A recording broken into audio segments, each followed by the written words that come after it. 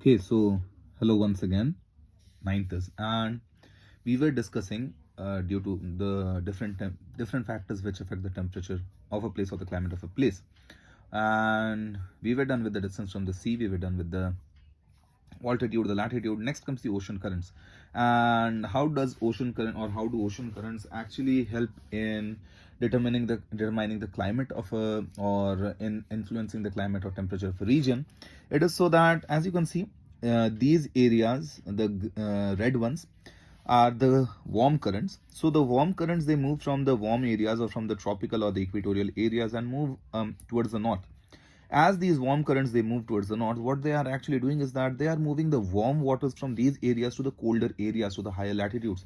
So you have read that as we move up in the latitudes, what happens is that the temperature starts decreasing and it starts getting colder. But what happens is that these warm currents, they flow to these regions, to these coasts, to these areas. As you can see, the red over here, the red over here, they're moving to the colder areas, they're moving to the high latitudes, and as they are moving away from the equator, they are bringing the cold water, they are bringing the warm water to all these areas.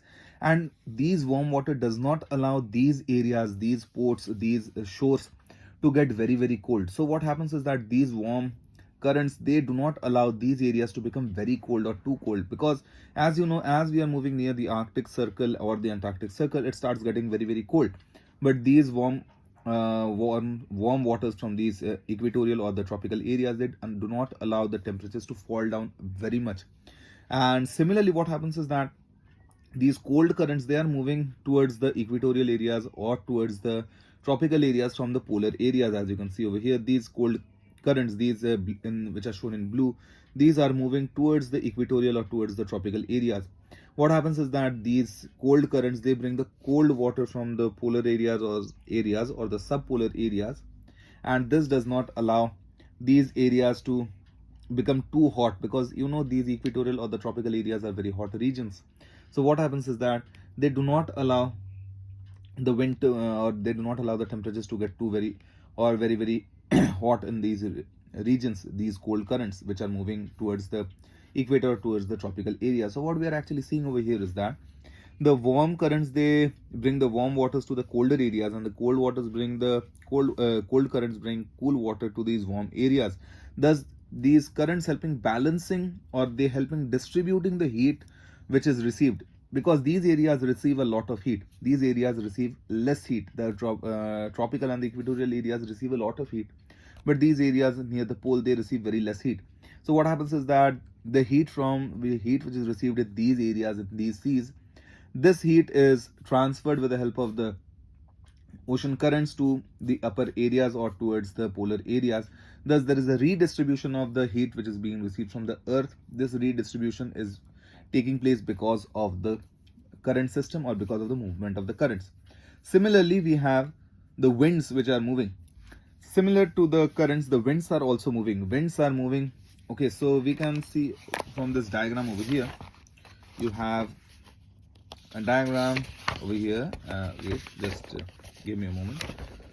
These diagrams, this diagram which you can see over here, you can see that winds from the cool areas are moving towards the less or to the warmer areas over here, also from the tropical areas to this equatorial area. So what is actually happening over here is that due to the wind circulations of the earth, what happens is that wind from the cool areas bring warm winds, wind from the cool areas are bringing the cold winds towards the warmer areas. Winds from the warm areas are bringing wind to the colder areas. So the wind is also places where the wind is moving, or places where the cold winds are blowing, you get cooler climate. Places where warm winds are blowing, you get warmer climate. So winds also help in determining the temperature or the climate of a region or of a place. Next, we have the slope of the land. Now, when we are talking of the slope of the land, what it actually means is this. A mountain, if we are talking of a mountain has two faces actually.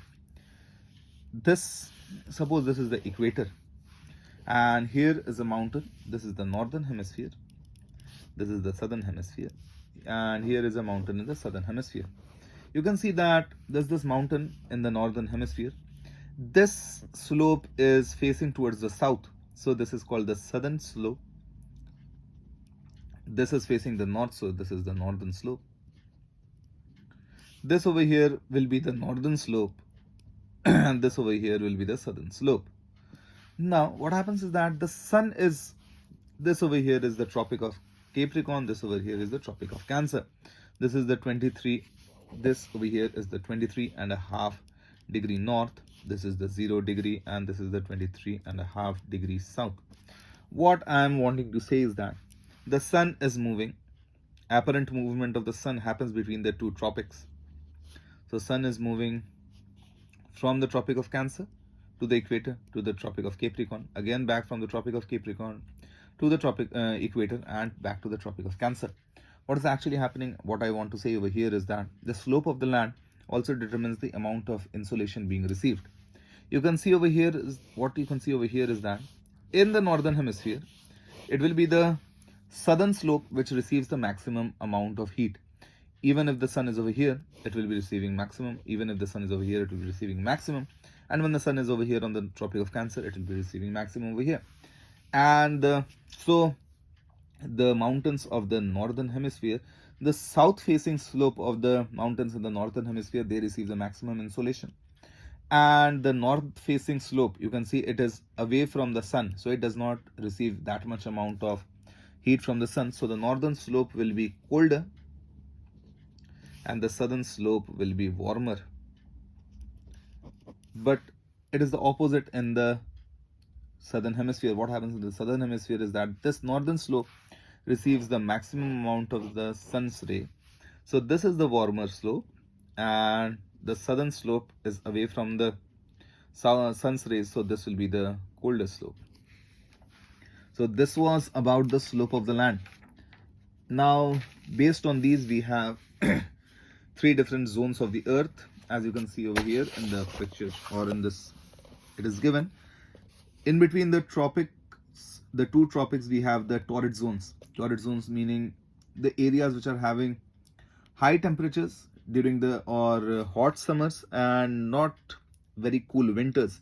So hot summers and not very cool winters. Then you have the between the tropic and between the Antarctic Circle and between the Tropic of Cancer and the Arctic Circle, we have the temperate zone, the northern temperate and the southern temperate zone. In the temperate zones, what we have is that we have cool summers and cold winters. So the summers are cool, not very hot, and the winters are very cold.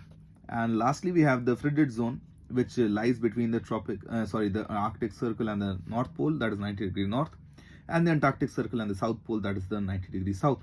So these areas have very cold temperatures throughout the year, and the summers are cold and the winters are very cold. So this was about the climatic zones. I guess all this was clear to you about the different factors which influence the temperature and the climate of an area. We'll be moving around, we'll be talking about the different pressure belts of the earth in the next video. So till then, please take care. Thank you.